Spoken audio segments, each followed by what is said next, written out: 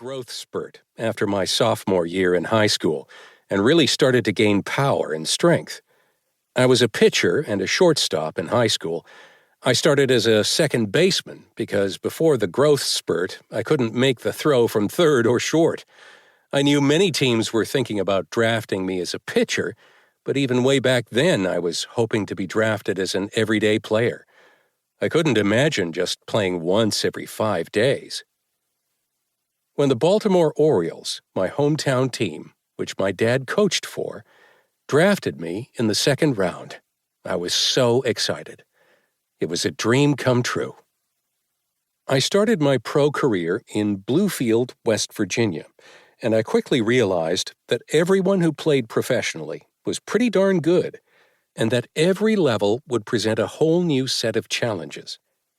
At Bluefield, the Orioles had a shortstop named Bob Bonner, who came out of college. He was making plays that had me thinking I would never make it. After some helpful discussions with Dad, I started to make gains and continued to improve and move up the ladder. I really started to think that the big leagues could be a possibility when I played in Charlotte, North Carolina, where I made the All-Star team, and we won the Southern League Championship. The next spring, I attended spring training with the Orioles and ended up at AAA Rochester, where I played most of the season and even played in the longest game in history, 33 innings. August 7th, 1981, was the day I was called up to the big leagues. Dad was a coach with the team, and Earl Weaver was the manager.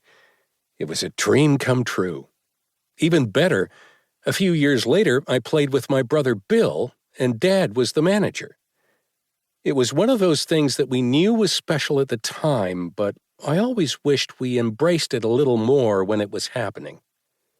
Bill and I had our dad around, so we could ask him questions and rely on him in a special way, and we had each other for support and friendship throughout the season. One funny thing that came out of having my dad in the same locker room was when I made the mistake of actually calling him Dad in front of my teammates. Man, I took some heat for that, and I made sure it didn't happen again.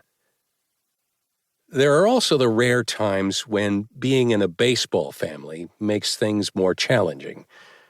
When Dad was fired as Orioles manager, it hit us hard, and we were angry. We believed, and still do, that he didn't get the opportunity that he deserved. It took us some time to come to grips with the situation.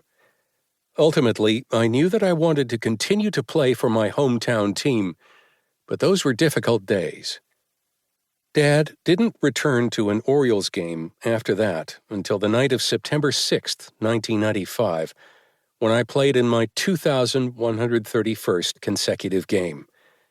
When the game was halted for a celebration in the middle of the fifth inning as it became official, I looked up to the suite where Mom and Dad were watching, and he and I locked eyes.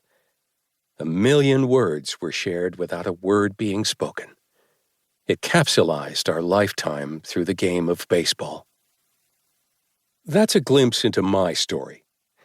I think you will enjoy reading the personal accounts of growing up in the world of baseball that 18 of my fellow sons of professional players, managers, and coaches tell in the following chapters. For each of us, it certainly was a unique childhood. Welcome to our world. Acknowledgements. The existence of this book is tangible proof of the power of networking, as I did not know a single son of baseball when I began the project in January 2021.